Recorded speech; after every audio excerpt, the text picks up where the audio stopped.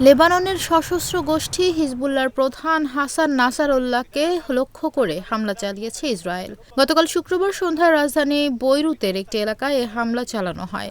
এরপর থেকে হিজবুল্লাহ প্রধানের সঙ্গে আর যোগাযোগ করা যাচ্ছে না। গোষ্ঠীটির একটি ঘনিষ্ঠ সূত্রের বরাত দিয়ে এ তথ্য জানিয়েছে বার্তা সংস্থা রয়টার্স।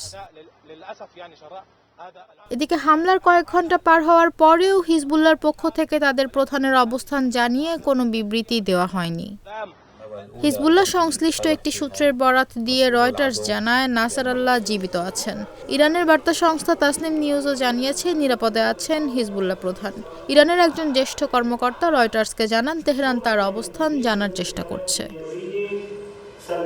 এদিকে ইসরায়েলের হামলায় হিজবুল্লাহর ক্ষেপণাস্ত্র শাখার কমান্ডার মোহাম্মদ আলী ইসমাইল নিহত হয়েছে বলে জানিয়েছে সংবাদ মাধ্যম আল জাজিরা। বৈরুতে আবাসিক এলাকায় তেল আবিবের বিমান হামলায় শুক্রবার ৬ জন নিহত হন, আহত হয়েছে শতাধিক। হতাহতের সংখ্যা বৃদ্ধির আশঙ্কা করছে লেবাননের স্বাস্থ্য মন্ত্রণালয়।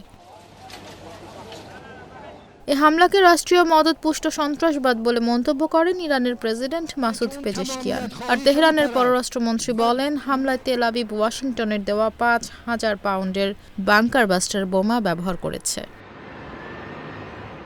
বৈরুতে ইসরায়েলের হামলায় যুক্তরাষ্ট্রের কোনো ভূমিকা নেই বলে দাবি করেছেন মার্কিন প্রেসিডেন্ট জো বাইডেন। এরই মধ্যে লেবাননে যুক্তরাষ্ট্র ও ফ্রান্সের ২১ দিনের যুদ্ধবিরতির প্রস্তাবে সমর্থন দিয়েছে জাতিসংঘ।